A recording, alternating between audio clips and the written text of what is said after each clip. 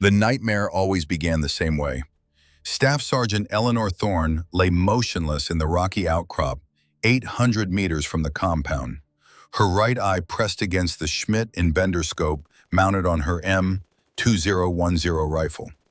The night vision display painted the Afghan valley in shades of green and gray, turning the distant mud brick buildings into ghostly shapes against the darker mass of the mountains beyond. Through the scope, she watched two Marine rifle squads moving through the narrow streets below. Corporal James Wade's team approached from the north, their infrared strobes blinking in careful formation. From the east, Lance Corporal Ethan Reeves led his squad through a dried-up irrigation ditch, weapons low and ready. Eleanor's breathing had slowed to the practice rhythm she'd learned years ago. 4 seconds in, hold. 6 seconds out.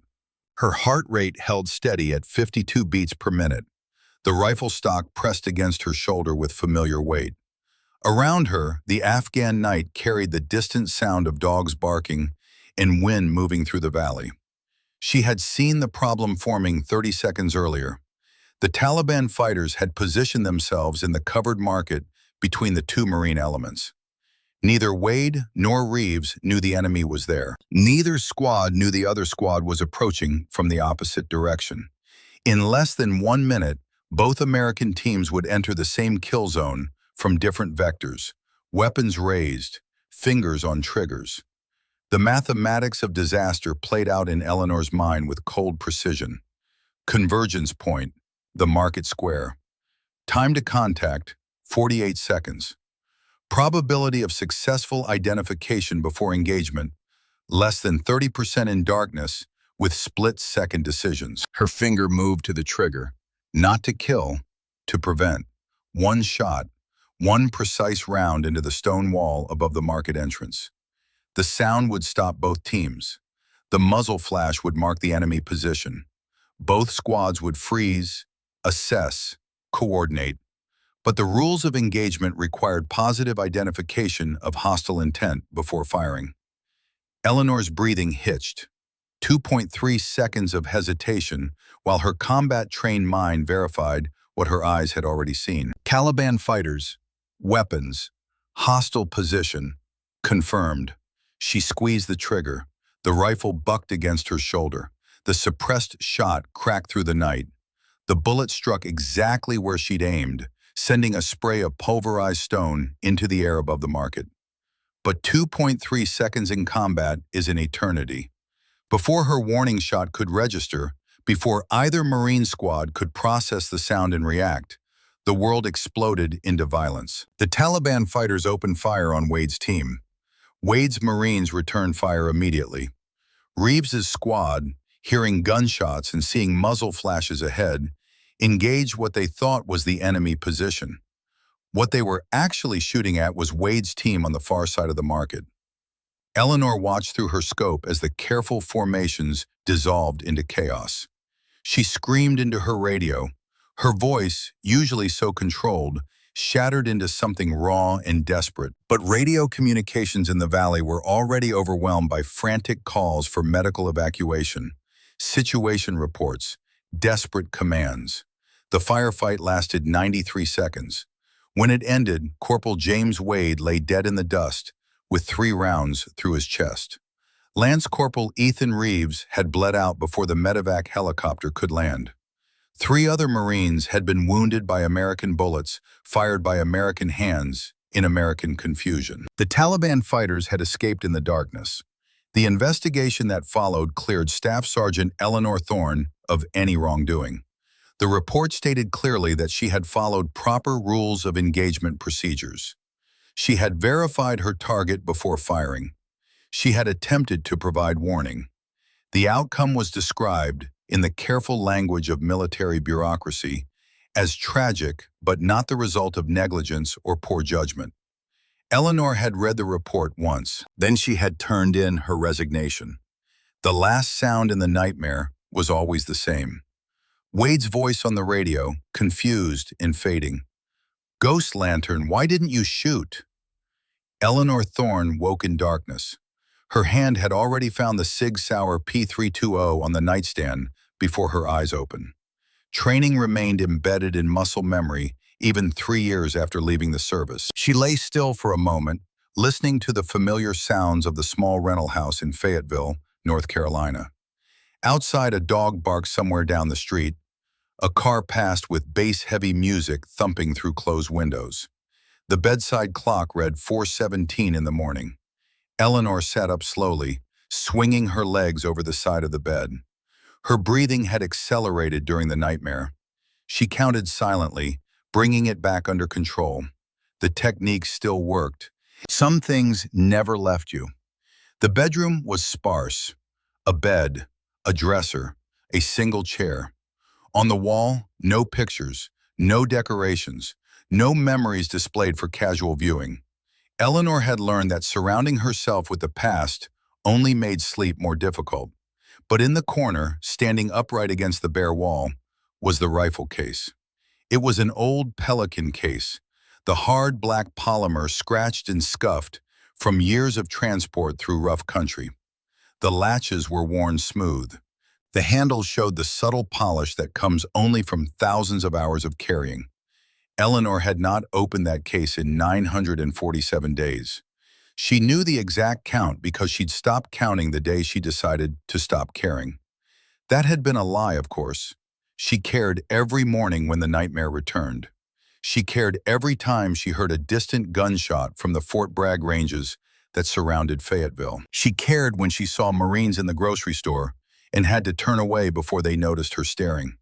Her phone buzzed on the nightstand. Eleanor picked it up, frowning.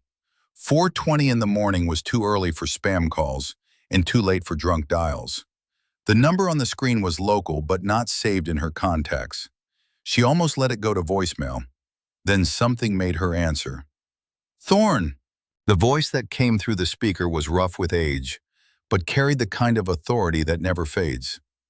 "Eleanor, it's Bull. We need to talk." Eleanor closed her eyes. Master Sergeant Wallace Hendricks, retired. The man who had trained her a decade ago when she was a 22-year-old private who thought she knew everything about shooting. The man who had taught her that precision wasn't about hitting targets. It was about understanding why you were aiming in the first place. "Bull, it's 4 in the morning. I know what time it is, Eleanor. I also know you're awake. You're always awake at 4. She didn't ask how he knew that. Bull had a way of knowing things. "I'm out, Bull. Have been for 3 years. Whatever you're calling about, Fort Bragg, tomorrow morning. Just observation work, nothing operational." Eleanor stood and walked to the window. Outside, Fayetteville was dark and quiet. In the distance, she could see the glow of the streetlights along Bragg Boulevard. Beyond that, invisible in the darkness, lay the vast expanse of Fort Bragg itself. 200,000 acres of training ranges, barracks, kill houses, and memories. "I'm done with that world," she said quietly. "I'm not asking you to shoot, Eleanor. I'm asking you to watch." "Watch what?" There was a pause on the other end of the line. When Bull spoke again, his voice had changed. The casual tone was gone. What replaced it was something Eleanor recognized from her training days. It was the voice Bull used when he was about to tell you something that mattered. 3 incidents in the last 6 months. Live fire training exercises. Good soldiers, good training, good weather. But something keeps going wrong. 2 weeks ago, a trainee took a rifle round through his shoulder because 2 teams converged on the same hallway from opposite directions. Nobody saw it coming until it was too late. Eleanor's hand tightened on the phone. "Last month," Bull continued, 4 soldiers ended up in the hospital when a communication breakdown put 3 squads in overlapping fields of fire. They started shooting at what they thought were targets. Turned out they were shooting toward each other with a training wall in between. That's standard training incidents, Bull. It happens. It's happening the same way every time, Eleanor. The pattern matches. The pattern. Eleanor sat down on the edge of the bed. The pattern. Tactical compression. Communication failure. Teams moving faster than their situational awareness could support. Converging lanes of fire. Split-second decisions made without complete information. The pattern matched Afghanistan. I'm not putting on the uniform again, Eleanor said. Didn't ask you to. You'd come as a civilian contractor. Observation and evaluation. You sit in a tower, you watch the exercise, you write a report on what you see. That's it. One day. Maybe it's nothing. Maybe I'm seeing ghosts. Eleanor almost smiled at that. Ghosts. If Bull only knew how many ghosts she saw every night. Why me? She asked. Because you see things other people miss. You always did. That's why I trained you in the first place. Bull's voice softened slightly. And because I think you need this, Eleanor. Not for me. For you. I don't need to relive Afghanistan. Then come prevent it. One last time. Eleanor looked at the rifle case in the corner. The case she hadn't opened in 947 days. Inside was the M2010 enhanced sniper rifle she'd carried through 3 deployments. The weapon was cleaned, oiled, and maintained, even though she hadn't fired it since the day she turned in her resignation. Some habits went deeper than conscious choice. Just observation? She asked. Just observation, I promise.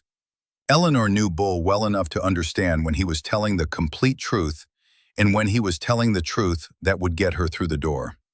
This was the second kind. But she also knew that Bull wouldn't call her at 4 in the morning unless he genuinely believed something was wrong. What time? She asked. 0600, training range 7, look for the kill house. I remember where it is. I know you do. Eleanor? Yeah? It's good to hear your voice. The line went dead before Eleanor could respond. She sat in the darkness for a long moment, phone in hand. Through the wall, she could hear her neighbor's television playing an early morning infomercial. Somewhere in the distance, a siren wailed. The ordinary sounds of the world going on around her, while she sat alone in a dark room, holding a phone and staring at a rifle case she'd sworn never to open again. Eleanor stood. She walked to the case. Her hand rested on the worn handle for a moment. Then she picked it up and carried it to the small kitchen table. The latches opened with familiar clicks. The lid lifted smoothly on hinges that still moved without friction, despite years of use. Inside, packed in dense foam, lay the rifle. The M2010 enhanced sniper rifle looked exactly as she'd left it. The stock was a matte tan color that had been scuffed and worn by hard use in harsh country. The barrel showed the careful maintenance of someone who understood that a sniper's weapon wasn't just a tool, but a precision instrument that required respect. The Leupold Mark IV scope sat in custom mounts that Eleanor had adjusted herself years ago. Engraved into the left side of the stock, in small letters worn smooth by her thumb over thousands of hours, were 2 words: Ghost Lantern. The call sign had come from an old scout sniper she'd met during her first deployment. He'd been a Cold War-era Marine who'd somehow ended up attached to their unit as an advisor. One night, after watching Eleanor spend 6 hours in Overwatch, providing security for a patrol below, he'd told her that good snipers didn't kill people. Good snipers kept people from being killed in the first place. You're a lantern, he'd said. You light the way home through the dark. The enemy never sees you, but your people always know you're watching. You're a ghost with a light. Ghost Lantern. The name had stuck. Eleanor ran her hand along the stock. In the foam beside the rifle lay her old field notebook. She pulled it out and flipped through pages filled with range cards, windage calculations, and elevation adjustments written in her precise handwriting. The last entry was dated 3 years ago. Afghanistan, the night everything ended. She closed the notebook and placed it back in the case. If she was going to do this, if she was really going to walk back onto Fort Bragg and watch soldiers train for the kind of combat that had cost Wade and Reeves their lives, then she needed to be sharp. That meant sleep, even if sleep brought nightmares. That meant food, even if she wasn't hungry. That meant treating her body like the precision instrument it had once been. Eleanor made coffee and sat at the kitchen table as the sky outside slowly lightened from black to gray. She didn't think about Afghanistan. She didn't think about Bull's phone call. She didn't think about what she might see when she climbed into an observation tower and watched young soldiers move through training exercises designed to keep them alive in places where hesitation measured in seconds determined who came home and who didn't. She just sat and drank coffee and watched the sun come up over Fayetteville, North Carolina. At 5:30, she showered and dressed in plain civilian clothes, dark pants, a muted green button-down shirt, boots that had seen better days but still had good tread. She looked at herself in the mirror and saw a 32-year-old woman with dark hair pulled back tight and eyes that had seen things she wished she could forget. At 5:45, she loaded the rifle case into the bed of her old Ford pickup truck. The case fit perfectly in the space where it had ridden during her years of service. Some things remembered their place even when you tried to forget. At 5:50, she started the engine and pulled out of the driveway. Fort Bragg sat on the western edge of Fayetteville, like a small city unto itself. Eleanor drove through the main gate with a temporary contractor pass that Bull had somehow arranged despite the early hour. The MP at the gate barely glanced at her credentials before waving her through. The base looked the same as it had 3 years ago. The same long roads cutting through pine forests. The same clusters of buildings that could have been anywhere in military America. The same sound of distant gunfire from the ranges where soldiers trained in the skills that would keep them alive or get them killed, depending on how well they learned. Eleanor followed the directions to Training Range 7. The road wound through thick stands of pine trees, past empty firing ranges, past obstacle courses and rappel towers, and all the infrastructure designed to turn civilians into soldiers. She'd done her own training here once, a lifetime ago when she was young and certain that she understood what it meant to serve. The kill house appeared through the trees like a gray concrete tombstone. It was a 3-story structure built to simulate the kind of urban combat that had become America's specialty over the past 2 decades. From the outside, it looked like a bunker, narrow windows, reinforced doors, concrete walls thick enough to stop rifle rounds. Inside, Eleanor knew, was a maze of rooms and hallways where soldiers learned the brutal geometry of close-quarters combat.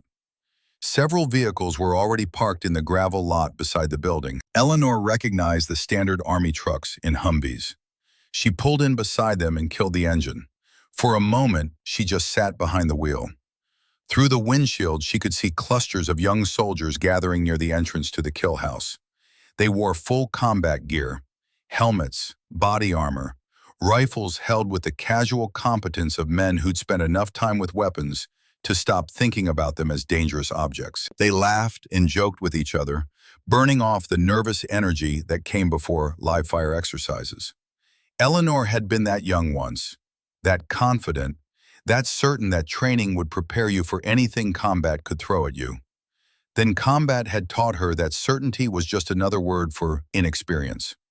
She climbed out of the truck and pulled the rifle case from the bed. The weight settled into her hand with muscle memory. She carried it toward the kill house, her boots crunching on gravel. That was when she heard the first comment. They're really scraping the bottom of the barrel if they're sending observers with museum pieces.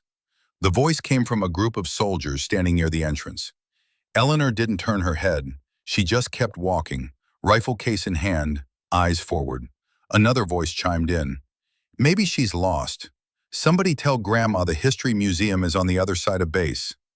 Laughter. Not cruel, exactly. Just the casual mockery that soldiers use to establish hierarchy and test boundaries. Eleanor had heard worse in her years of service. She'd said worse herself when she was younger and stupider. She walked past them without acknowledgement. The soldiers watched her go, grins still on their faces, already dismissing her as irrelevant to whatever was about to happen that morning.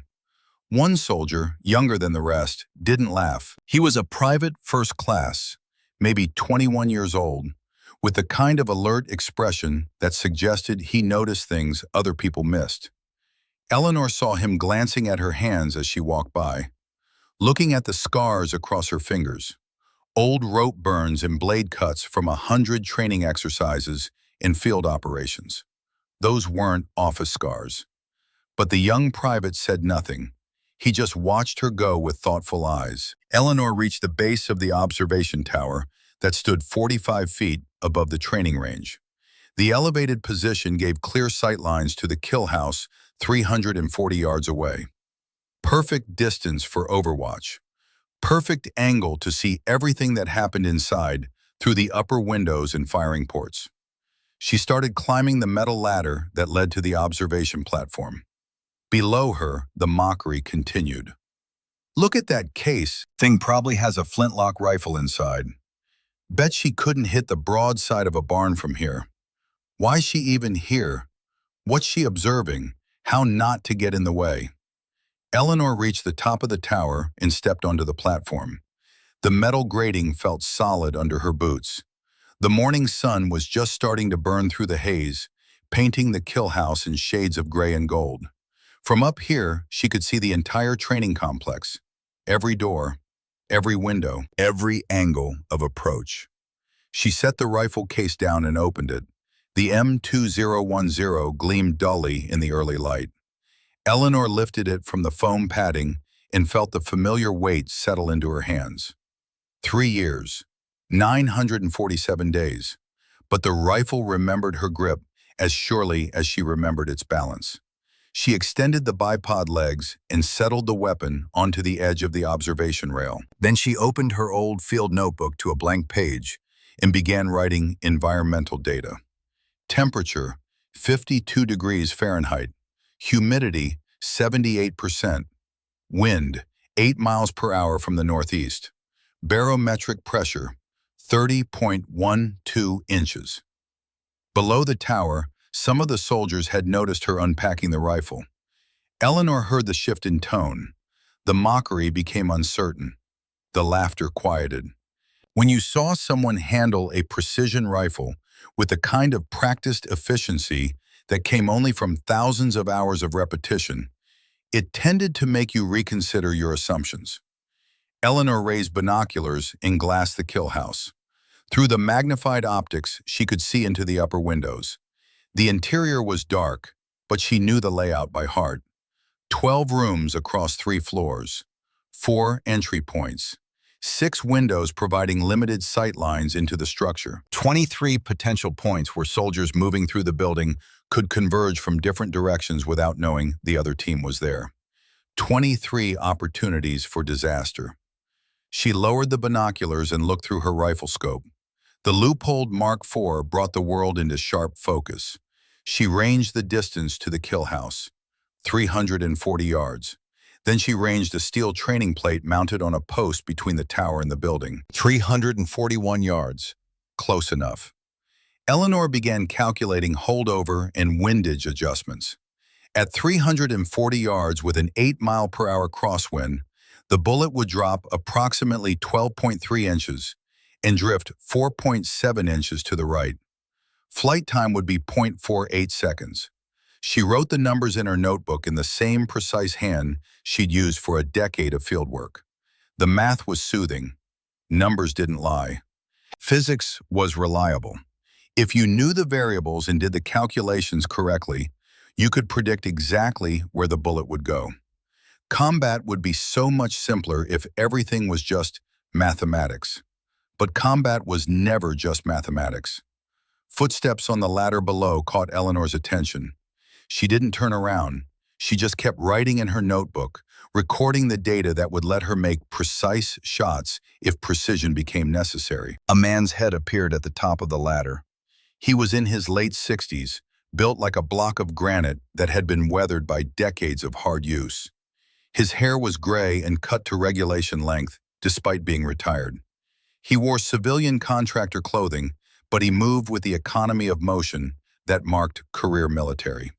Master Sergeant Wallace Bull Hendricks climbed onto the platform and stood for a moment, looking at Eleanor the way a craftsman might look at a tool he'd made years ago, and wondered if it still held an edge.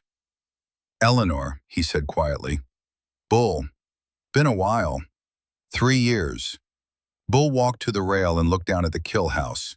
His weathered face showed no expression, but Eleanor knew him well enough to read the small signs. The tightness around his eyes, the set of his jaw. Bull was worried about something. Bull didn't worry easily. "You still keeping that rifle clean?" he asked. "Every month, even though I haven't fired it." "That's good. Discipline. I taught you that." "You taught me a lot of things." Bull turned to look at her directly. "Did I teach you how to forgive yourself?" Eleanor's hand paused over the notebook. She didn't answer. Bull nodded slowly, as if she'd confirmed something he'd already known. He reached into his pocket and pulled out a small object wrapped in cloth. When he unwrapped it, Eleanor saw an old rifle scope, a Unertal spotting scope from the 1970s, the kind of equipment that had been state-of-the-art during the Cold War. "Carried this in Grenada," Bull said softly. "1983. Urgent Fury. You probably don't even remember that operation. Most people don't." Eleanor knew the history: a small island in the Caribbean, a military coup, American medical students in danger, a quick intervention that became more complicated than anyone expected. "I was Overwatch for a Marine rifle company," Bull continued. "Urban environment, lots of narrow streets, lots of opportunities for things to go sideways." He ran his thumb along the scope's worn housing. "One night, two of our squads almost walked into each other from opposite directions. Neither one knew the other was there. I saw it forming from my position, saw the whole thing developing like a slow-motion car crash." He looked at Eleanor.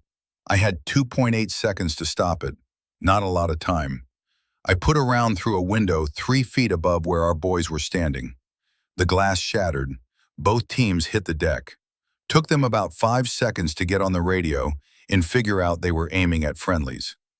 Bull wrapped the scope back in its cloth. 2.8 seconds, Eleanor. That's how long you have sometimes. Not long enough to think it through, just long enough to act on training and hope you got it right." Eleanor understood what he was telling her. She also understood what he wasn't saying. Bull had succeeded where she had failed. Bull had those 2.8 seconds and used them well. Eleanor had hesitated. "I followed the rules of engagement," she said quietly. "I know you did. The investigation cleared me." "I know that too." "Then why am I here, Bull?" He looked at her with eyes that had seen too many young soldiers go into combat and not enough of them come home whole. "Because following the rules doesn't always mean you did the right thing," he said. "And because doing the right thing doesn't always mean you follow the rules. And because the only way you figure out which matters more is by getting another chance to choose." Below the tower, a captain had emerged from one of the vehicles and was calling the soldiers to attention. The training exercise was about to begin. Eleanor recognized the pre-mission routine: safety briefing, equipment check, final instructions.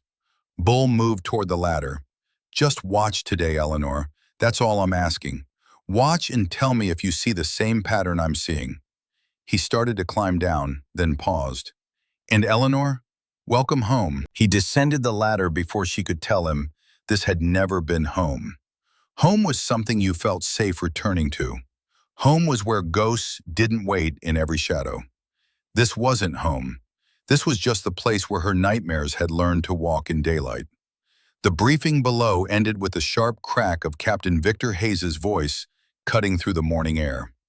Eleanor watched through her binoculars as the soldiers formed into their designated teams. 4 separate squads, each with its own entry point into the kill house. The exercise was designed to simulate a complex urban assault where multiple elements had to coordinate movement through a confined space without shooting each other. Hayes was a compact man in his mid-40s with the weathered look of someone who'd spent more time in the field than behind a desk. His voice carried clearly in the still morning air as he went through the final safety protocols. Beside Hayes stood Sergeant First Class Brandon Cole, the senior training NCO responsible for running the exercise. Cole was younger, maybe 38, with the kind of rigid posture that suggested he took regulations seriously. Too seriously, perhaps. Eleanor had known NCOs like Cole, good soldiers, good trainers, but sometimes so focused on procedure that they missed the human element that made combat unpredictable. The soldiers listened to the briefing with varying degrees of attention. Some were focused, checking their equipment one more time. Others shifted their weight from foot to foot, eager to get moving. One soldier in particular caught Eleanor's eye. He was a specialist, maybe 23 years old, standing near the front of the formation. His name tape read, Cross. Garrett Cross. He carried himself with a kind of confidence that bordered on arrogance, the way young soldiers sometimes did when they'd completed enough training to feel competent, but hadn't seen enough combat to understand how quickly competence could fail. Cross was the one who'd made the museum comment earlier. Eleanor had a good memory for voices. Near Cross stood the younger private who'd noticed Eleanor's scars. His name tape read, Murphy. Declan Murphy. He stood quieter than the others, watching everything with careful attention. Murphy had the look of someone who understood that the loudest voice in the room wasn't always the smartest. Hayes finished the briefing with a final instruction. Overwatch is for observation only. She's here to evaluate training procedures, not participate in the exercise. You will not receive tactical guidance from the tower. You will coordinate with your team leaders and follow the communication protocols we've drilled. Questions? No one had questions, or if they did, they knew better than to ask them in front of the entire formation. Cole stepped forward. His voice had an edge that Eleanor recognized, the sound of an NCO who was under pressure to produce results. Listen up. This exercise is being run at combat tempo. That means you move with purpose. That means you communicate clearly and quickly. We've had too many slow runs recently. Command wants to see soldiers who can operate at the speed of actual contact. You understand? The soldiers responded with a chorus of affirmative calls. Eleanor frowned slightly. Combat tempo was important, yes, but speed without discipline was just chaos with momentum. She'd seen what happened when soldiers prioritized moving fast over moving smart. She'd seen it in Afghanistan. She made a note in her field book. Compression rate potentially dangerous. Similar to Hellman pattern. The first team prepared to enter the kill house. Cross's squad. They stacked up at the north entrance with weapons ready. Eleanor could see the tension in their movements. The way they gripped their rifles a little too tightly. The way they checked each other's spacing with nervous glances. They were ready to prove themselves. That was exactly the kind of mindset that got people killed. Hayes gave the signal. Cross's team flowed through the doorway with practiced efficiency. The sound of their boots on concrete echoed from inside the structure. Moments later, simulated gunfire cracked through the air. The blank round sounded different from live ammunition, but the noise was still sharp enough to make Eleanor's shoulders tighten reflexively. She tracked the team's movement through the upper windows.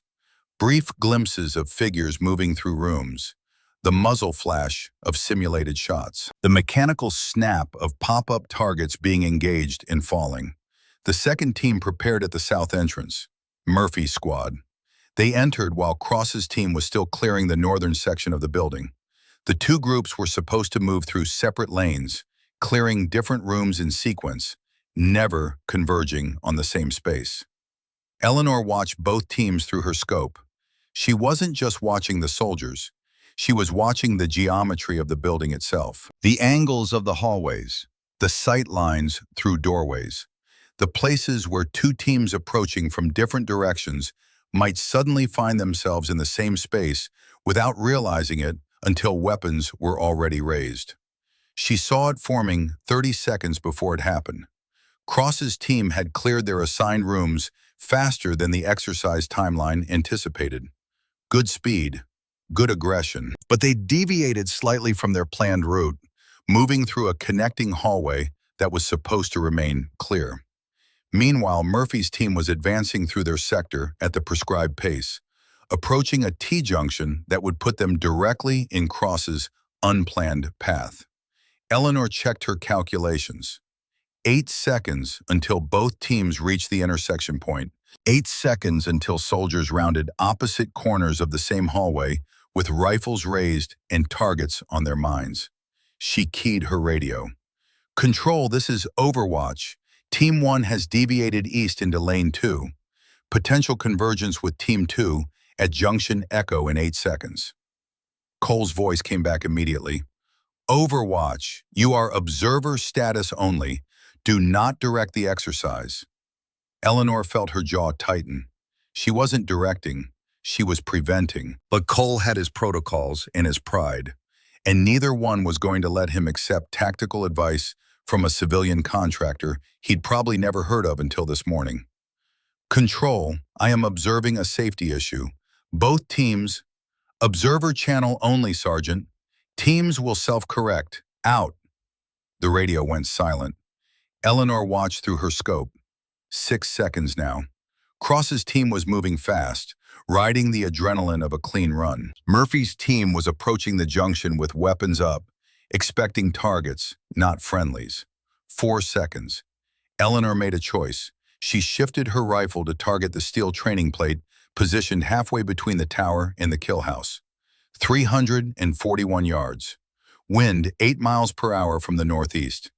The calculations were already done. She'd written them in her notebook 20 minutes ago. 2 seconds. Eleanor's finger found the trigger. 4 seconds in. Hold. The rifle bucked against her shoulder with familiar recoil. The suppressed shot made less noise than the simulated gunfire echoing from the kill house, but the impact was unmistakable. The bullet struck the steel plate with a sound like a hammer hitting an anvil. Clang! The metallic ring echoed across the range, cutting through every other sound with violent clarity. Inside the kill house, both teams froze. Eleanor didn't wait for them to process what they'd heard. She fired again. Same target, same precision. Clang! The second impact drove the message home. That wasn't part of the exercise. That wasn't simulated fire. That was something else. Something that demanded immediate attention. Both teams stopped moving. Eleanor could hear confused voices on the radio. Team leaders trying to understand what had just happened. Cole's voice cutting through the chatter with sharp commands. And in that moment of frozen confusion, the crisis passed. Cross's team held position in their hallway. Murphy's team halted at the junction entrance. Two groups of soldiers who had been 2 seconds away from rounding a corner and pointing weapons at each other now stood separated by concrete walls in sudden caution. Eleanor lowered her rifle and picked up her radio. Control, Overwatch, Crossfire risk eliminated. Team 1 approaching Junction Echo from west. Team 2 approaching same junction from south. Recommend you verify team positions before continuing exercise. There was a long pause on the radio. Then Hayes's voice, carefully controlled. All teams, freeze current positions. Team leaders, call in your grid coordinates. The team leaders responded. There was another pause while Hayes and Cole checked the positions against their floor plan. Then Eleanor heard Cole's voice, quieter than before, talking to Hayes in the background. She couldn't make out the words, but she could hear the tone, realization, and possibly embarrassment. Hayes came back on the radio. Team 1, withdraw to previous checkpoint. Team 2, hold position. We're resetting the exercise timeline. The soldiers inside the kill house began moving again, this time with more caution. The easy confidence from the beginning of the run had been replaced by something more careful, more aware. Eleanor set her radio down and made another note in her field book. First intervention successful. Teams compressed timeline through aggressive movement. Communication breakdown between Control and Overwatch nearly resulted in Crossfire scenario. Below the tower, she could hear raised voices. Cole was climbing the ladder. His boots hit each rung with enough force to make the entire structure vibrate slightly. When his head appeared at the platform level, his face was flushed. "What the hell was that?" Cole demanded as he pulled himself onto the observation deck. "You just violated every protocol we established. You were told observation only." Eleanor looked at him calmly. "I observed 2 teams about to enter the same hallway from opposite directions. I observed that you dismissed my radio warning. I observed that I had approximately 2 seconds to prevent a friendly fire situation. You don't have authority to fire during this exercise." "No, but I have authority to prevent soldiers from getting hurt." Eleanor gestured toward her notebook.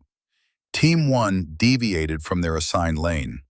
They moved through corridor Charlie 3 instead of Charlie 2. That put them on a direct intercept course with Team 2. 8 seconds until convergence. 0 time for verbal commands to process and teams to react. Cole stepped to the rail and looked down at the kill house. His hands gripped the metal bar tightly. For a long moment, he said nothing. Then he pulled out his own radio and checked the team position logs. His jaw worked as he compared the data to the exercise plan. Finally, he turned back to Eleanor. They were off course. I didn't catch it. A lot was happening, easy to miss. That's not an excuse. Cole's voice had lost its edge. Now he just sounded tired. How did you see it from up here when I missed it from control? Eleanor considered her answer carefully.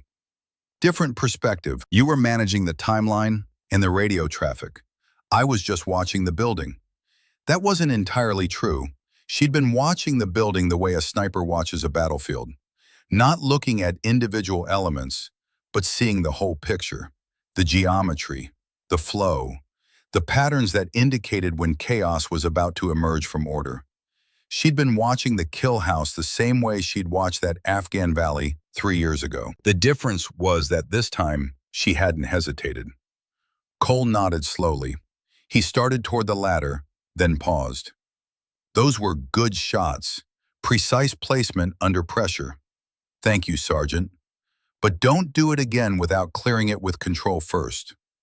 He climbed down before Eleanor could point out that if she'd waited for clearance, 2 teams would already have been in a crossfire situation before permission was granted. The exercise resumed 20 minutes later. This time, Cole paid closer attention to team positions. The soldiers moved more carefully, the earlier swagger replaced by caution. Eleanor tracked them through her scope, making notes on spacing, communication patterns, and movement efficiency. Around mid-morning, Bull appeared at the base of the tower again. He climbed up with the measured pace of a man who'd learned not to waste energy on unnecessary speed. Heard you made some noise, he said as he stepped onto the platform. 2 shots. Steel target. No one got hurt. Cole looked like someone had slapped him with a reality check when I saw him 10 minutes ago. Bull settled against the rail, looking comfortable despite the height. He's a good NCO, but he's under pressure from command to speed up the training cycle. Push more soldiers through the qualification process. Make the numbers look better on the monthly reports. Eleanor understood the dynamic. Bureaucracy didn't care about nuance.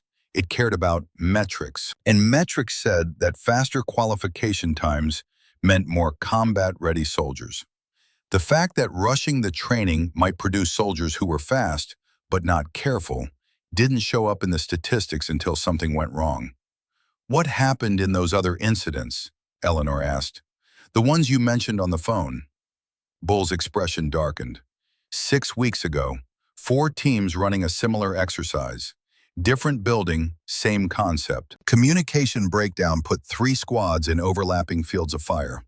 They started engaging pop-up targets without realizing there were friendlies on the other side of the walls. Simulated rounds, but at close range, those blank adapters can still cause injury.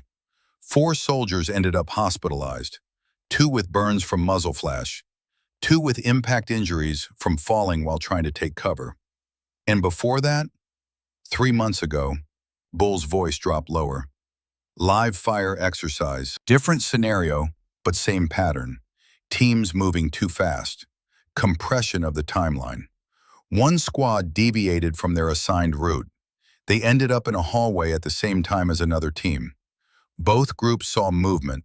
Both groups engaged. Specialist Rodriguez took a round through his shoulder. Tore up his rotator cuff pretty badly. He'll recover, but he's out of active duty for at least a year. Eleanor felt something cold settle in her stomach. That pattern. Speed without discipline. Compressed timelines. Soldiers pushing hard because that's what they'd been told to do. And nobody seeing the whole picture until it was too late. Just like Afghanistan. Bull, why didn't you stop this after the first incident? Wasn't here for the first one. I'm just a contractor who maintains equipment. I'm not in the command structure. After the second incident, I started asking questions, started noticing the pattern. That's when I called you. I'm not in the command structure either. I'm even less relevant than you are. Bull smiled slightly. Maybe, but you just stopped a crossfire scenario with two precisely placed shots, and nobody can argue with results. Cole knows it. Hayes knows it. By this afternoon, every soldier on this range is going to know that the quiet woman in the tower saved their asses. Eleanor looked down at the kill house. The next team was preparing to enter. She could see Garrett Cross in the group, watching the tower with an expression that was no longer mocking, more uncertain, like he was trying to figure out who she actually was. I'm not here to be a hero, Bull. I'm here because you asked me to watch. And you're watching. That's all I wanted. Bull turned to leave, then paused. Eleanor, you remember what I taught you about the ghost lantern principle? A ghost doesn't kill. A ghost prevents killing. That's right. You did that today. First time in 3 years. How did it feel? Eleanor didn't answer immediately. How did it feel? It felt like she'd made the right choice faster than she had in Afghanistan. It felt like maybe all the nightmares and all the guilt had actually taught her something useful. Bull climbed down the ladder, leaving her alone with her rifle and her thoughts. The afternoon brought heavier weather. Fog rolled in from the east, thick enough to cut visibility down to 100 yards. The temperature dropped. The air felt heavy with moisture that hadn't quite committed to becoming rain. Captain Hayes called a brief halt to reassess conditions. Eleanor watched from her tower as the officers and NCOs gathered around the planning table. She could see Hayes gesturing at the kill house, probably arguing that they should continue despite reduced visibility. Cole stood beside him, arms crossed, looking uncertain. After 10 minutes of discussion, Hayes made his decision. The exercise would continue with a modified scenario. Instead of 4 teams running sequential operations, they'd run a complex, multi-team assault. All 4 squads entering simultaneously from different access points, converging on a central objective room. It was a more advanced drill, designed to test coordination under pressure. It was also exactly the kind of scenario that had gone wrong 3 months ago. Eleanor felt her stomach tighten. She picked up her binoculars and glassed the kill house through the fog. Visibility was poor. She could see the entrances clearly enough, but the windows were mostly obscured. She'd be tracking the teams primarily by sound and by brief glimpses through the haze. The radio crackled. Hayes's voice came through, addressing all team leaders. Final exercise of the day. 4 teams, simultaneous entry. Objective is the hostage room, center of the building, 2nd floor. Time limit is 12 minutes. That's tight, but it's realistic for this scenario. You'll need to maintain communication and coordinate your movements. Do not, I repeat, do not enter the same space as another team without verbal confirmation. Questions? There were no questions. Eleanor opened her notebook to a fresh page. She began sketching a rough floor plan of the kill house from memory, marking the 4 entry points and the most likely routes each team would take to reach the center room. Then she started identifying potential convergence points, places where teams approaching from different directions might meet unexpectedly. She counted 15 high-risk intersections, 15 places where the geometry of the building and the pressure to move quickly could create crossfire situations. 15 opportunities for the pattern to repeat. She picked up her radio. Control, Overwatch. Requesting clarification on Overwatch authority for this exercise. Hayes responded, Overwatch, you have observation status. If you identify a safety-critical situation, you are authorized to call it over the radio. But we need to let the teams learn to coordinate themselves. Understood? Understood, Control. It wasn't the answer Eleanor had wanted, but it was better than being told to stay silent entirely. She checked her rifle, made sure the scope was clear of moisture, verified her range card calculations one more time. 340 yards to the kill house. Wind had picked up to 12 miles per hour with gusts to 15. Fog would affect bullet trajectory minimally, but would make target acquisition more difficult. She adjusted her windage calculations and made new notes. If she had to shoot, she needed to be ready. The four teams stacked up at their designated entry points. Eleanor could see them through the fog, dark shapes in tactical formation. Cross's team at the north entrance, Murphy's team at the south, two other teams she hadn't observed closely at the east and west access points. Hayes gave the signal. All four teams entered simultaneously. The sound that erupted from the kill house was immediate and chaotic. Simulated gunfire from four different locations echoed off concrete walls and blended into a continuous roar. Commands shouted by team leaders overlapped and distorted.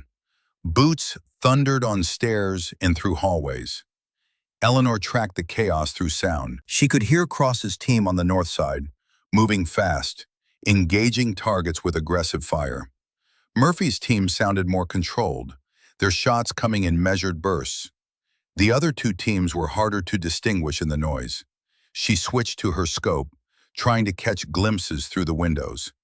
Brief flashes of soldiers moving through rooms, muzzle flashes from simulated fire, the jerky, rapid movements of men operating under pressure. 1 minute in, Eleanor identified the first convergence point forming. Cross's team and the East team were both approaching the same stairwell from different hallways. She keyed her radio. Control, Team 1 and Team 3 converging on stairwell Bravo. Recommend Team 1 hold position. Cole's voice came back. Team 1, hold at checkpoint Charlie. Team 3, advance to stairwell Bravo. The teams adjusted. Crisis averted. 2 minutes in, another convergence. Murphy's team and the West team approaching the same second-floor corridor from opposite directions. Eleanor called it. Hayes issued corrections. The teams separated, but the pace was accelerating. Cole's voice on the radio kept pushing. Maintain tempo. You're running behind timeline. Move with purpose. The soldiers responded by moving faster. Eleanor could hear it in the sound of their boots, see it in the brief glimpses she caught through windows. They were rushing now, chasing the clock instead of maintaining discipline. 3 minutes in, Eleanor saw the trap forming. Murphy's team had reached the second floor and was approaching the hostage room from the south corridor. But the West team had also reached the second floor through a different stairwell and was approaching the same room from the adjacent hallway. The two corridors were separated by a wall, but they both had doors that opened into the hostage room. The teams couldn't see each other. The concrete wall blocked visual contact, but Eleanor could see them both through different windows. She could track their progress. She could calculate when they would reach their respective doors. Simultaneously, both teams would breach the hostage room at the same moment from opposite sides. Control, Overwatch, critical convergence developing. Team 2 and Team 4 both approaching objective room. Different corridors, but same room. They're going to breach simultaneously. Hayes responded immediately. Team 2, hold position outside objective room. Team 4, you have priority breach. But Murphy's team was already committed. Eleanor could hear their team leader counting down the breach. 3, 2, 1. Team 2, abort breach, abort! The radio call came too late. Or maybe the team leader didn't hear it clearly over the noise inside the building. Or maybe the momentum of the drill and the pressure to move fast had already overridden the ability to stop and think. Murphy's team breached through the south door. Team 4 breached through the west door. Both teams entered the same room simultaneously, weapons raised, expecting to engage targets. What they found instead were each other. Eleanor watched through her scope as both teams froze, weapons raised 6 feet apart. She could see the confusion on their faces, even at 300 yards through the fog. Fingers on triggers, combat mindset engaged. The kind of moment where training could override reason and shots could be fired before brains caught up with eyes. She fired the warning shots. Clang, clang, clang. But inside the concrete maze, with adrenaline screaming and ears ringing from simulated fire, Eleanor saw it in their body language. Weapons still up, stance still aggressive. The sound might not be enough. Eleanor made a decision that violated every protocol Bull had ever taught her. She descended the tower. "Eleanor, what are you doing?" Bull's voice crackled over the radio as he watched from ground level. She didn't answer. She ran toward the kill house, rifle left behind in the tower. Unarmed, moving fast through the fog, Cole's voice erupted over the command channel. "Staff Sergeant Thorne, you are not authorized to enter the structure during live exercise." Eleanor ignored him. She hit the south entrance at a dead run and plunged into the concrete darkness. Inside, the building was chaos. Echoes of gunfire bounced off walls. Smoke from blank rounds hung in the stale air. She could hear Murphy's team on the floor above, their boots thundering as they tried to process what was happening. Eleanor took the stairs 2 at a time. Her breath came hard now, not from exertion, but from the weight of what she was doing. If she was wrong, if the teams had already fired, if she was too late, she rounded the corner into the hostage room. Both teams were still frozen in their standoff, weapons raised. 24 eyes now turning toward her as she stepped between them. Eleanor spread her arms wide, blocking both teams' line of fire with her own body. "Lower your weapons," she said. Her voice was calm despite her racing heart. "You're aiming at friendlies." For a moment, nobody moved. Then Murphy lowered his rifle first. "Staff Sergeant?" His voice was shaking. "What?" "Exit the building. Both teams. Now. Controlled withdrawal. I'll be between you the entire time." They obeyed. Eleanor walked them out, placing her body as a human shield between two groups of soldiers who moments ago had been seconds from shooting each other. When they emerged into the fog, Hayes was waiting. His face was a mask of controlled fury. "Staff Sergeant, you just violated every protocol." "I know, sir." Eleanor met his eyes. "But they're all alive." Hayes looked at the soldiers, at their shaken faces, at the way they were looking at Eleanor, not with anger, but with the dawning realization of what had almost happened and what she'd risked to prevent it. "We'll discuss this later," Hayes said quietly. The debrief took place in a small building near the kill house. The soldiers filed in and took seats on folding metal chairs. They were quiet now. The nervous energy from the morning had been replaced by something more somber. The understanding that training wasn't a game, that the skills they were learning had life and death consequences. Eleanor stood near the back of the room. Bull was beside her, arms crossed, watching the proceedings with the patient attention of someone who'd seen this scene play out many times before. Captain Hayes stood at the front of the room beside a whiteboard. Sergeant Cole stood next to him, looking like a man who just had his competence questioned and couldn't find a good argument to defend it. Hayes spoke first. His voice was level, professional, but Eleanor could hear the underlying tension. Today's exercise revealed significant coordination failures. 2 separate incidents where teams converged on the same location without proper communication. Both incidents were prevented by Overwatch intervention. Both incidents could have resulted in serious injury if they'd been allowed to develop. He paused and looked directly at Eleanor. "Staff Sergeant Thorne is a civilian contractor brought in to observe and evaluate our training procedures. Her background includes multiple combat deployments and extensive experience in sniper Overwatch operations. This morning, her observations probably saved some of you from being on the wrong end of a friendly fire situation." The room stayed quiet. Eleanor felt dozens of eyes turned toward her. Among them was Garrett Cross, sitting in the front row. His earlier arrogance had been replaced by something that might have been shame, or respect, or both. Hayes continued, "I want to be clear about something. The failures today were not soldier failures. You did what you were trained to do. You moved with aggression. You maintained tempo. You engaged targets. But somewhere in our training pipeline, we've started emphasizing speed over coordination.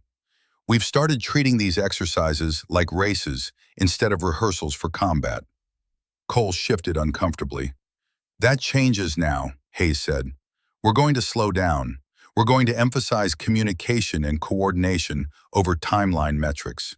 And we're going to learn from someone who understands what happens when speed replaces discipline. He gestured to Eleanor. Staff Sergeant Thorne has agreed to continue working with us. Starting tomorrow, she'll be conducting training on overwatch coordination and tactical pattern recognition. You will all attend. You will all pay attention. Because the next time you deploy, you might not have someone in a tower watching over you with the skill to stop a disaster before it happens. Eleanor felt her stomach drop. She hadn't agreed to anything. She'd come for one day, one observation. Bull had promised. She glanced at Bull. He was looking straight ahead, but there was the faintest smile at the corner of his mouth.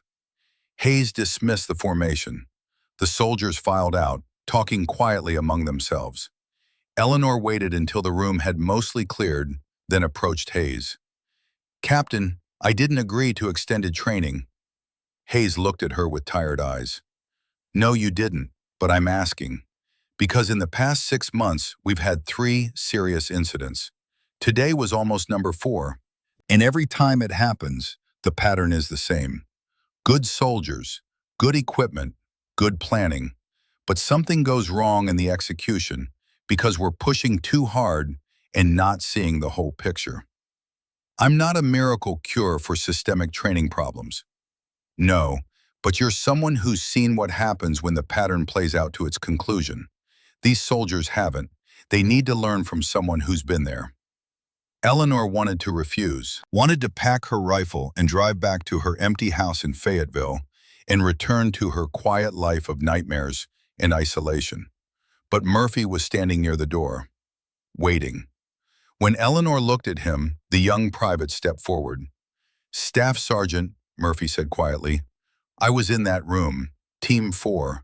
When we breached and saw Team 2 on the other side, I had my rifle up. I was this close to pulling the trigger because my brain was in combat mode, and I saw movement, and my training said, engage the threat. He paused. If you hadn't fired those shots, if you hadn't stepped between us, I might have shot Sergeant Williams from Team 2, and I would have had to live with that for the rest of my life. So whatever you're teaching, I want to learn it. Eleanor looked at this young soldier who was maybe 21 years old and already understood something that had taken her years to learn, that the hardest shot to take was sometimes the one you had to refuse.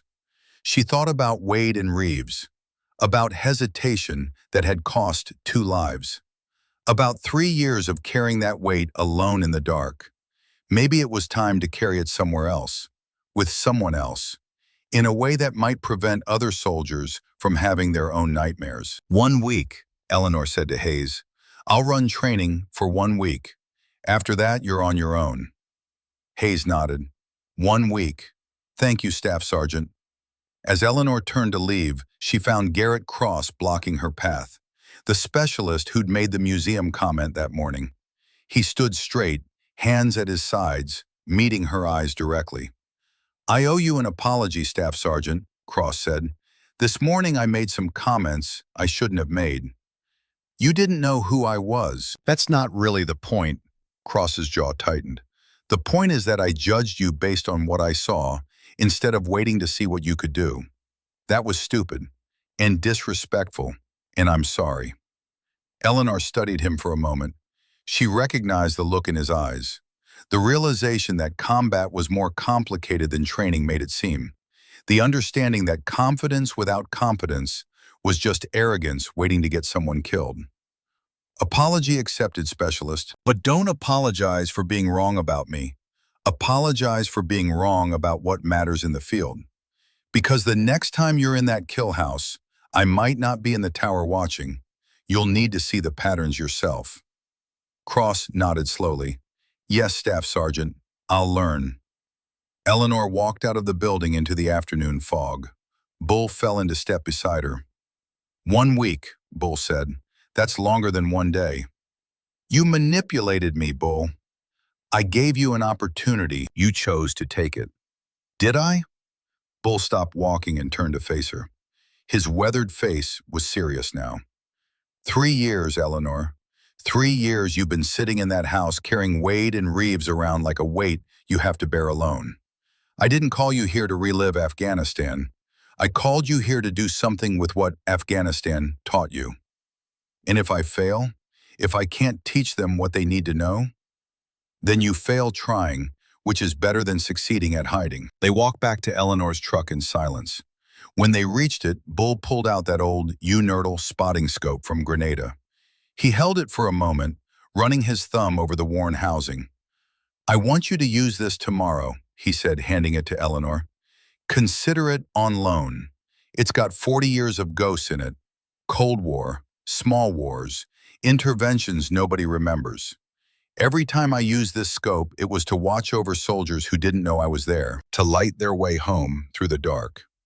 Eleanor took the scope. It was heavier than she expected. Ghost Lantern isn't just a call sign, Eleanor. It's a responsibility. You carry the light. You watch over the people who can't see the whole picture. You prevent the disasters before they happen. That's what you did today. That's what you'll do this week. And that's what Wade and Reeves would want you to do with the lesson their deaths taught you. Bull walked away before Eleanor could respond. She stood alone in the fog, holding a 40-year-old spotting scope and thinking about ghosts. About the ghosts she carried from Afghanistan. About the ghosts Bull had carried from Grenada and Panama and Desert Storm. About the weight of watching over people and knowing that sometimes you saw disaster coming and sometimes you didn't. And either way, you had to live with what happened next. She put Bull's scope in her truck beside her rifle case and drove back to Fayetteville through the gathering darkness. That night, the nightmare came again. Wade and Reeves died in her scope's field of view while she hesitated. But this time when she woke, she didn't reach for her pistol. She reached for her notebook. And she began planning tomorrow's training session. Because maybe the only way to make peace with the ghosts you carried was to use them to prevent other ghosts from being born. Maybe that's what Ghost Lantern had always meant. Not a sniper who killed in darkness, but a guardian who prevented death by watching carefully, acting decisively, and lighting the path home for soldiers who couldn't see the trap forming until it was too late to escape it. The rain started before dawn. Eleanor stood at her kitchen window, watching water run down the glass in irregular streams that caught the amber glow of the streetlights. The forecast had called for heavy weather moving through Fayetteville. Low clouds, reduced visibility, winds gusting to 20 miles per hour. Perfect conditions for soldiers to learn that combat didn't wait for clear skies. She'd spent most of the night preparing the training plan. Her kitchen table was covered with notes, diagrams, and calculations. Sightline geometry, communication protocols. The mathematical reality of how quickly crossfire situations could develop when visibility dropped and soldiers relied more on sound than vision. The coffee maker gurgled and hissed, filling the small kitchen with a smell that reminded Eleanor of 100 early mornings before missions. Some routines stayed with you long after you left the service. Her phone buzzed. A text from Bull. Weather's bad. Good training weather. See you at 0600. Eleanor typed back a simple acknowledgement and returned to her notes. She'd identified the core problem yesterday. The soldiers weren't learning to see the battlefield as a complete picture. They were focused on their individual tasks. Clear the room, engage the target, move to the next position. But combat wasn't a series of individual tasks. It was a dynamic system where every action created consequences that rippled outward. Where one team's decision to move fast could create a crossfire situation for another team 3 rooms away. The only way to teach that kind of awareness was to force them to operate in conditions where their normal reference points disappeared, where they couldn't rely on what they could see and had to start trusting what they could hear, what they could calculate, and what a voice from the tower told them was developing beyond their immediate perception. Eleanor loaded her rifle case and Bull's spotting scope into the truck. The rain was steady now, drumming on the roof with rhythmic persistence. She drove through empty streets toward Fort Bragg as the skies slowly lightened from black to dark gray, without ever actually becoming bright. The base was already active when she arrived, soldiers running morning physical training in the rain, vehicles moving between buildings, the ordinary machinery of military life continuing regardless of weather. Training Range 7 looked different in the rain. The kill house was a dark shape emerging from the mist, like a monument to concrete and violence. The observation tower stood tall against the low clouds, rain running down its metal framework in silvery streams.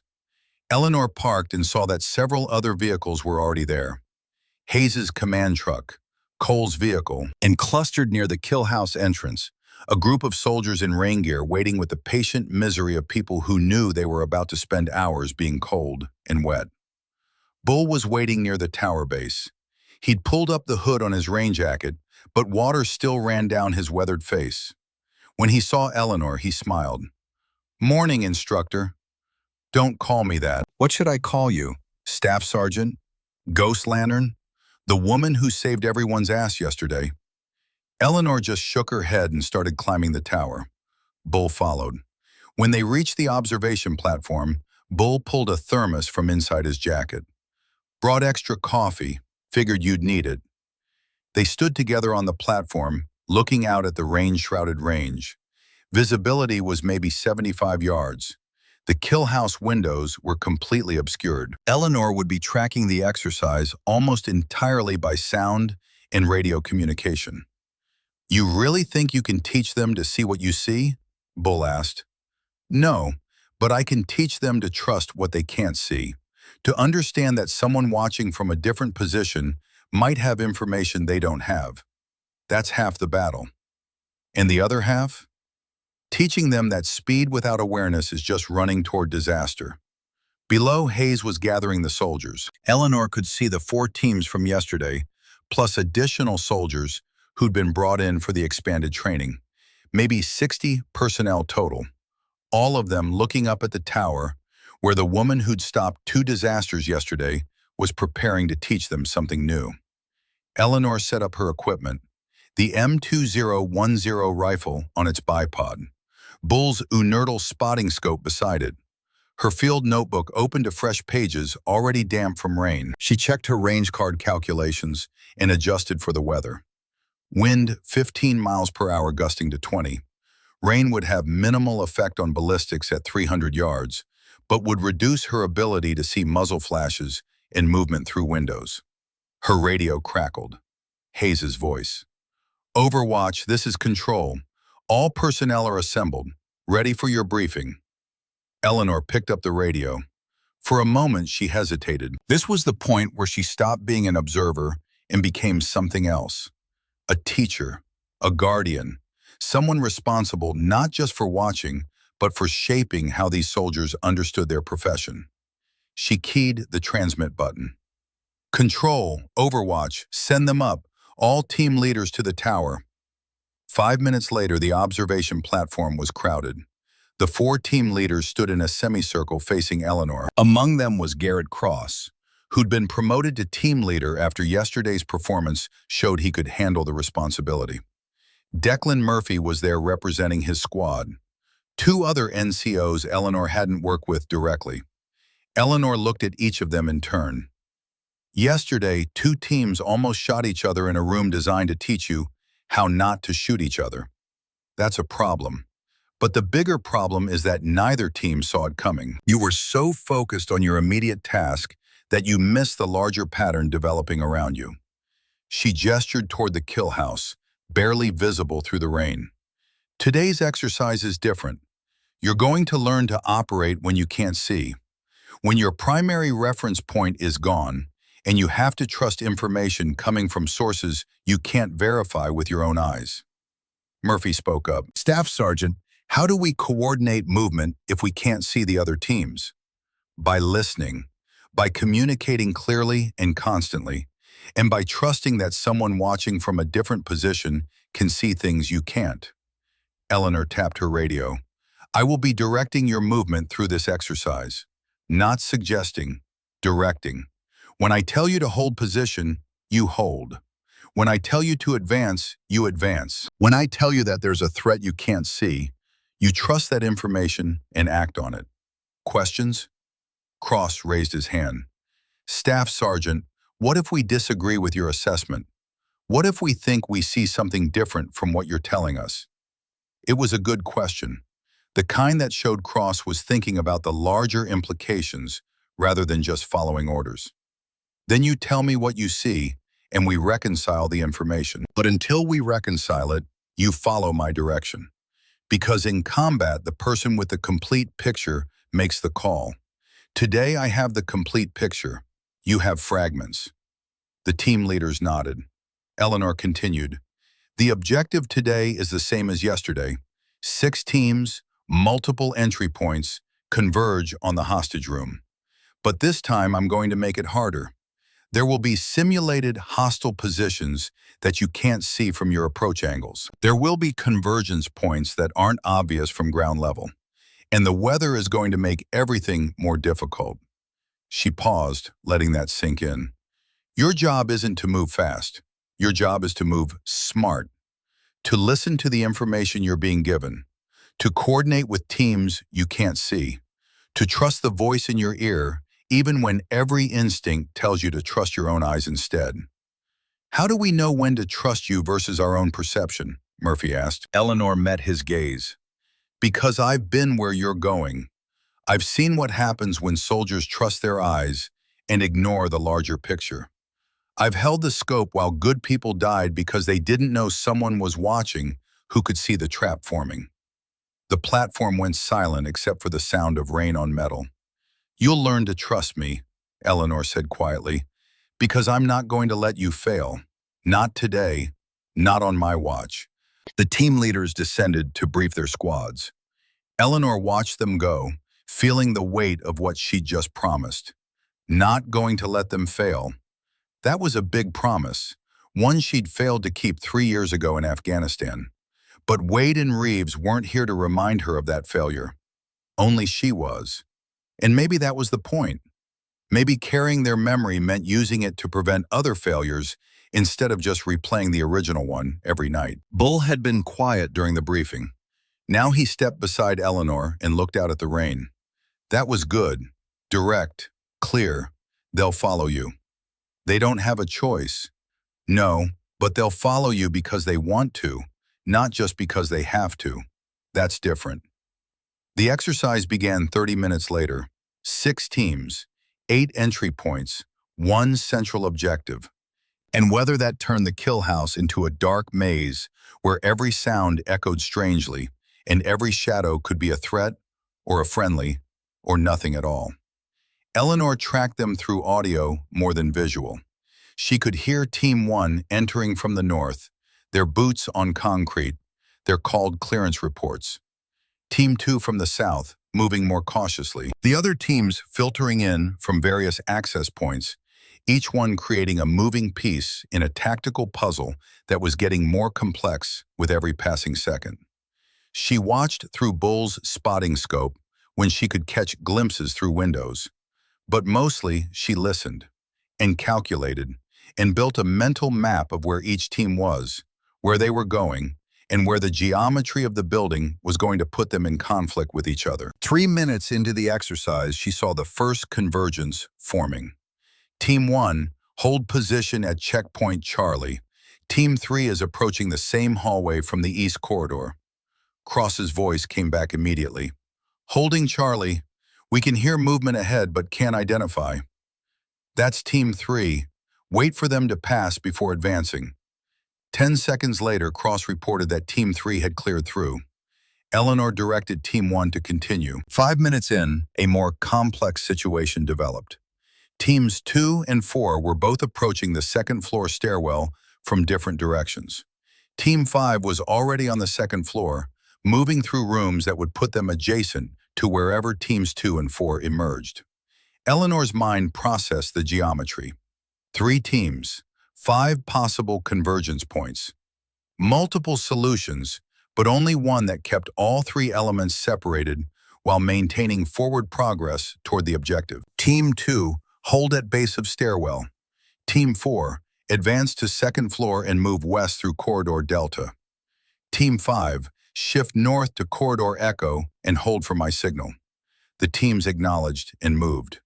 Eleanor watched the patterns shift. What had been a potential three-way collision became a coordinated flow of movement where each team threaded through spaces the others had just vacated. Hayes's voice came over the command channel. Overwatch, control. That was impressive coordination.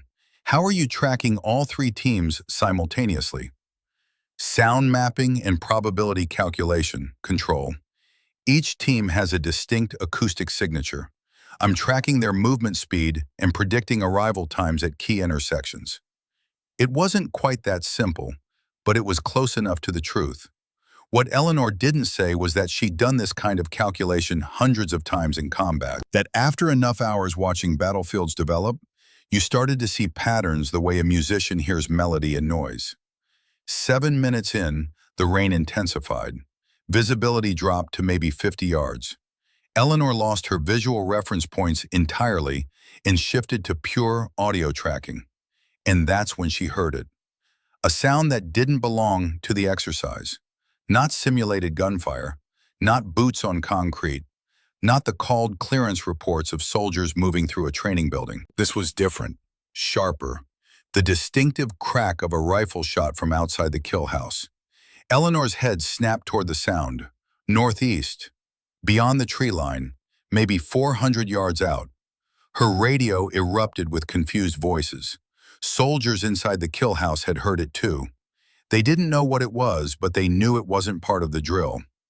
All teams, freeze positions, Eleanor commanded. Do not move. Do not exit the building. She swung her rifle toward the tree line and looked through her scope. The rain made it difficult to see clearly, but she could make out the dark mass of pine forest beyond the range. Another shot, same location. This time Eleanor saw the muzzle flash.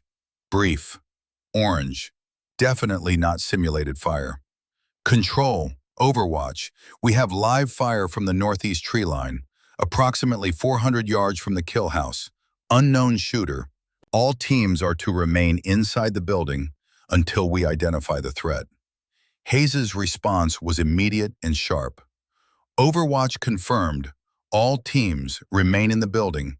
Security forces have been notified. Eleanor kept her scope on the tree line. She could see movement now. A figure in dark clothing among the trees. He was shifting position, not fleeing, repositioning for another shot. Her radio crackled with crosstalk. Soldiers inside the kill house were getting nervous. They were trapped in a concrete building while someone outside was shooting live rounds. The tactical situation had reversed. What had been a training environment was now a potential combat scenario. Control, the shooter is repositioning. I have visual. Single individual. He's not retreating. He appears to be setting up for additional shots. Can you identify hostile intent? Eleanor watched through her scope. The figure raised a rifle, aimed it toward the kill house. Not directly at the windows where soldiers might be visible, but at the structure itself. Positive hostile intent, Control. He's aiming at the building. The figure fired again. The round struck the concrete wall of the kill house with an impact Eleanor could see even through the rain. Chips of concrete sprayed outward. Inside the building, soldiers hit the floor. Panicked voices on the radio. Team leaders trying to maintain control while their people processed the fact that someone was shooting at them with real ammunition. Eleanor made a calculation. Range to target, approximately 400 yards. Wind, 15 to 20 miles per hour, gusting. Rain, moderate to heavy, reducing visibility. Target, partially concealed behind tree cover. Moving. She could take the shot. Center mass. 400 yards wasn't extreme range for the M2010. She'd made harder shots in worse conditions. But if she missed, the shooter might panic and start firing into the building more aggressively. If she killed him, she'd be ending a life based on limited information about who he was and what his actual intentions were. Eleanor remembered Afghanistan, remembered hesitating while she verified her target and confirmed hostile intent. Remembered the cost of that hesitation. She also remembered Wade's voice, the last thing he'd said to her during a training exercise 2 weeks before he died. They'd been discussing a scenario about rules of engagement and when to take the shot. Wade had said, "Take the shot you're certain of, Ghost. Not the shot that might work. The shot you know will work." Eleanor adjusted her aim, not at the shooter, at the tree branch directly above his head. 2 feet of clearance. A shot designed to shatter wood and send splinters raining down. A shot that would communicate a message without ending a life. She accounted for wind, for rain, for the slight angle of elevation. Her finger found the trigger. 4 seconds in. Hold. The scope settled on the branch. She fired. The branch exploded in a spray of wood fragments. The shooter ducked reflexively, stumbling backward. His rifle dropped. Eleanor cycled the bolt and aimed again, this time at the ground 1 foot in front of where the shooter had fallen. A second message. "I see you. I can hit you. The next one won't miss." She fired. The round struck the muddy ground and threw up a spray of dirt and water that must have splashed across the shooter's face. He scrambled backward, leaving his rifle behind, and ran deeper into the tree line. "Control, shooter is retreating, moving northeast into the forest. He's abandoned his weapon." Hayes's voice came back.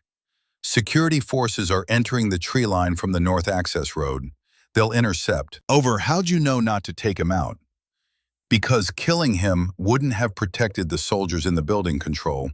Scaring him did." The security forces found the shooter 10 minutes later.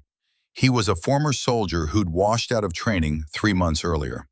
Psychological evaluation had flagged him as unstable, but he disappeared before receiving proper treatment. He'd been living in the woods near the range, growing increasingly disconnected from reality. His rifle wasn't even loaded. He'd been firing it dry, not knowing or perhaps not caring that there were no rounds in the chamber. The impacts Eleanor had seen on the kill house wall had been his imagination, not real strikes.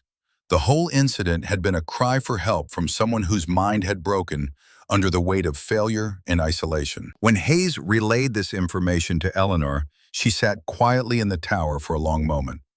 She'd come within a trigger pull of killing a man who was firing an empty rifle at concrete walls because his broken mind told him it was necessary. If she'd taken the shot she thought she was certain of, if she'd trusted her eyes instead of choosing the shot that communicated instead of killed, she would have ended a life that didn't need ending. "You okay?" Bull asked quietly. "I almost shot him." "But you didn't. You chose the right shot, the one Wade would have approved of." Eleanor looked at Bull sharply.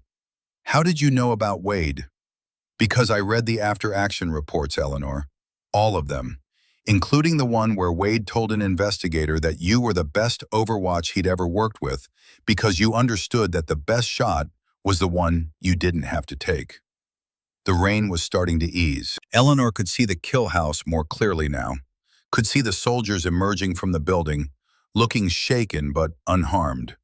They'd spent the last 20 minutes trapped in a concrete structure while someone shot at it, and they'd come through without injury because someone had been watching from a tower and made the right choice. Just like she'd made the right choice yesterday when she stopped the Crossfire. Just like she'd made the right choice 3 years ago when she followed the rules of engagement, even though it cost 2 lives. Because sometimes the right choice led to tragedy, and sometimes it led to salvation. And you couldn't always know which it would be until afterward. Hayes called a formation 30 minutes later. The soldiers gathered in the rain, which had softened to a light drizzle. They looked different than they had that morning, less certain, more aware. They'd experienced something that transcended training. They'd felt what it was like to be in a tactical situation where the rules changed suddenly and survival depended on trusting information from sources they couldn't verify. Eleanor descended from the tower and stood before them. She didn't have a prepared speech. She just had the truth. "Today you learned what it feels like to be in a situation where you can't see the complete picture, where you have to trust that someone watching from a different position knows things you don't know. Some of you didn't like that. Some of you wanted to see for yourselves. To verify the information before acting on it. She paused. In combat, you don't always get that luxury. Sometimes you have to trust the voice in your ear. Sometimes you have to act on incomplete information because the person providing that information has a perspective you don't have. Garrett Cross stepped forward. He came to attention and saluted. Staff Sergeant, I want to say something on behalf of all of us. Eleanor returned the salute. Cross lowered his hand and looked at the assembled soldiers. 3 days ago, we saw an observer with an old rifle, and we made assumptions. We thought we knew what we were looking at. We were wrong. He turned back to Eleanor. You've shown us things we couldn't see. You've taught us to trust what we can't verify. And today, you protected us from a threat we didn't even know existed. He paused and his voice became quieter. I was in that building when the shooting started. I had 40 soldiers under my indirect command, and I didn't know what to do. You told us to stay put, to trust you, to wait while you handled the threat. Every instinct I had told me to get my people out of there, but I trusted you. We all did. Cross looked around at the other soldiers. And because we trusted you, everyone's going home tonight. No one got hurt. No one made a panicked decision that would have made things worse. We waited. We listened. We let you do what you do best. Without anyone giving a command, the soldiers began to salute. Not a formal salute at the order of an officer. A spontaneous gesture of respect from soldiers who understood they were standing before someone who just demonstrated what it meant to be a guardian. Eleanor stood in the rain and returned the salute. And for the first time in 3 years, she felt something shift inside her. The weight of Wade and Reeves didn't disappear. It would never disappear. But it felt different now. Less like a burden she carried alone, and more like a responsibility she shared with everyone who'd ever watched over soldiers from a position where they could see the patterns developing before the soldiers themselves knew they were in danger. After the formation dispersed, Hayes approached Eleanor with a folder in his hand. I have something for you. Eleanor took the folder and opened it. Inside was a contract, an offer for a permanent instructor position at Fort Bragg Sniper School. Not as a civilian contractor, as a reinstated staff sergeant on active duty. I can't accept this, Eleanor said. Why not? Because I resigned for a reason. Because I failed in Afghanistan and I don't trust myself not to fail again. Hayes shook his head. You didn't fail today. You didn't fail yesterday. You made decisions under pressure that saved lives. That's not failure. That's exactly what we need to teach the next generation. Eleanor looked at the contract, at the signature line that would bring her back into the world she'd left 3 years ago. I need to think about it. Take your time. The offer stands. Hayes started to walk away, then turned back. Eleanor, can I tell you something? When I read your file from Afghanistan, I saw someone who followed the rules, even when breaking them might have changed the outcome. That takes a different kind of courage, the kind we need more of, not less. He left Eleanor standing in the drizzle, holding a contract that represented everything she'd run away from and everything she'd learned to do better. Bull appeared beside her. You going to take it? I don't know. What would Wade and Reeves want you to do? Eleanor thought about that. Thought about 2 Marines who died because the fog of war had turned friendlies into targets and hesitation into tragedy. Thought about what they'd said to her during the long nights on Overwatch before that final mission. Wade had told her once that the best snipers weren't the ones with the most kills. They were the ones who kept people alive by watching carefully and acting wisely. Reeves had said that being a guardian was harder than being a warrior, because warriors got to fight back, and guardians just had to watch and wait and hope they saw the danger in time. They'd want me to prevent other soldiers from having to carry what I carry, Eleanor said quietly. Then you know what to do. Later that afternoon, as Eleanor packed up her teaching materials, Sergeant First Class Cole appeared in the doorway. He'd been reassigned after the incidents, not punished, but moved to a different training unit where the pressure to rush wasn't as intense. Staff Sergeant, he said quietly. Eleanor looked up. Cole stood with the posture of a man who'd learned a hard lesson and wasn't sure how to express it. I wanted to thank you for not throwing me under the bus during the investigation. You were doing what command asked you to do, Eleanor said. Pushing for results. That's not a crime. No, but losing sight of why we train, that almost was. Cole stepped into the room. I'm teaching communication protocols now. Slower pace, more emphasis on coordination. And I tell every class about the woman in the tower who saw what I missed. Eleanor nodded. That's good, Sergeant. They ask me what the ghost lantern is. I tell them it's not a person, it's a principle. Watch over people. See the whole picture. Prevent disaster before it happens. He paused.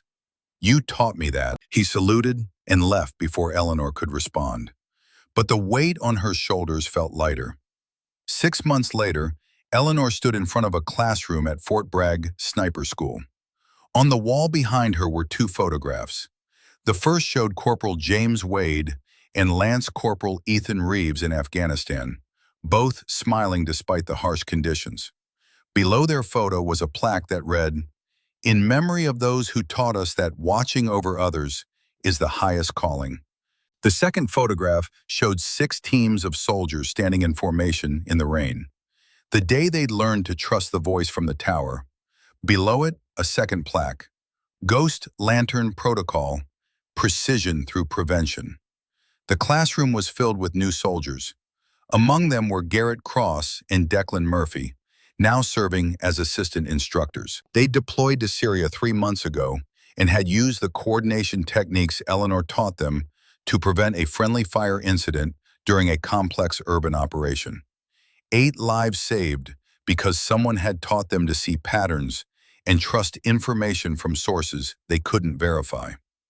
In the back row sat Specialist Rodriguez, recovered from his shoulder injury, his arm still in a light brace but functional. He'd insisted on attending Eleanor's class despite medical leave, saying he wanted to learn from the woman whose precision he'd mistaken for weakness 3 months ago, before he understood it was discipline. Cross had sent Eleanor a letter from deployment. It sat on her desk now, along with dozens of others from soldiers who'd gone through her training. The letter ended with a simple line, "The light still guides us home. SPC Cross, call sign Lantern 2. Eleanor looked at the new class of students and began the lesson the same way she began every class. A ghost doesn't haunt. A ghost doesn't kill. A ghost lights the path home through the dark. Today you begin learning what that means." She spent the next hour teaching them about Overwatch principles, about seeing the battlefield as a complete system rather than a collection of individual tasks, about trusting information from sources that had better perspective, even when that information contradicted what their eyes told them. During the break, Bull appeared in the doorway. He was still a civilian contractor, still maintaining equipment, still watching over the ranges where soldiers learned to be warriors. He caught Eleanor's eye and held up a thermos of coffee. They walked outside together. The day was clear and bright. No fog, no rain. Perfect visibility across the ranges where new generations of soldiers practiced the skills that would keep them alive in places where clarity was rare and decisions had to be made in seconds. "You settling in okay?" Bull asked. "Getting there. It's strange being back in uniform." "Strange good or strange bad?" Eleanor considered the question. "Strange necessary. Like this is where I was always supposed to end up, but I had to go away first to understand why." Bull smiled. "That's wisdom talking, hard-earned wisdom." They stood quietly for a moment, looking out at Fort Bragg, at the ranges and the buildings and the machinery of military training that turned civilians into soldiers, and soldiers into veterans, and veterans into either ghosts or guardians, depending on what they chose to carry forward. "Do you still see them?" Bull asked quietly. "Wade and Reeves?" "Every night, but it's different now. They're not asking why I didn't shoot. They're asking if I'm using what their deaths taught me. And every day I can say yes." Bull nodded. "That's all any of us can do.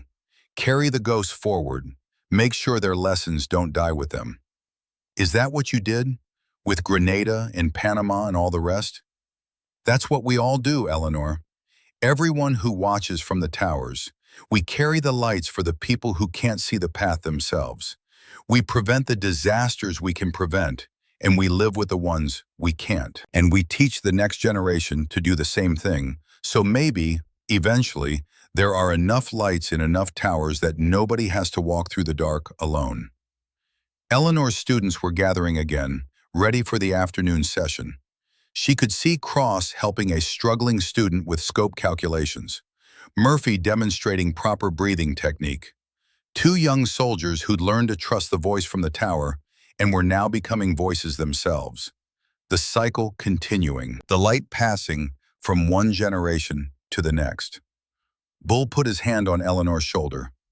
"Welcome home, Ghost Lantern." He walked away before she could tell him that home wasn't a place. Home was a purpose.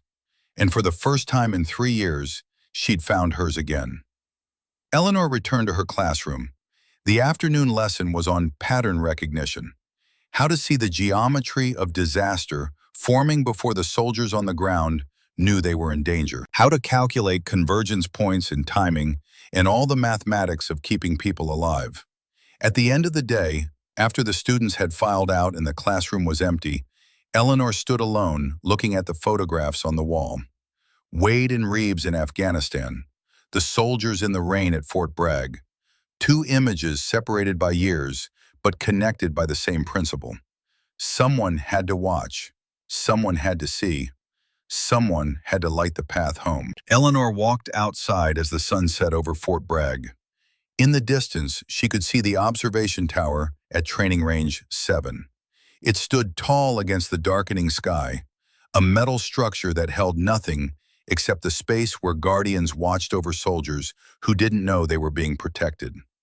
She thought about climbing that tower tomorrow, about settling behind her rifle with Bull's old spotting scope and her field notebook, about watching another exercise and seeing the patterns develop and making the choices that would keep young soldiers from having to carry the weight she carried. It was hard work. It was necessary work. It was the work Wade and Reeves had died teaching her to do. That night she dreamed of Afghanistan again. But this time, when Wade asked why she didn't shoot, she had an answer. In the dream that night, Wade and Reeves weren't alone. Behind them stood a line of soldiers stretching into darkness. Cross, Murphy, Rodriguez, the trainees from that rainy day. Soldiers she'd never met, but whose lives had been touched by the lessons she taught. Wade spoke, his voice clear. "You didn't save us, Ghost, but you made sure we didn't die for nothing." Reeves nodded. "The light keeps burning. That's all we ever wanted." Eleanor looked at the line of soldiers behind them. Some she recognized, some she didn't. Some hadn't been born yet, but would stand there someday because someone taught their instructors to watch, to wait, to see the pattern before it became tragedy. "I won't let it go out," she promised. Wade smiled. "We know. That's why you're home." Eleanor woke before dawn.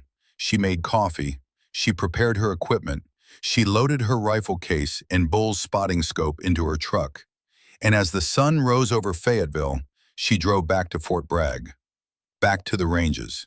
Back to the tower where she would watch over soldiers who didn't know her name, but would go home alive because someone was carrying the light through their darkness. The ghost lantern was burning again, and this time it would never go out.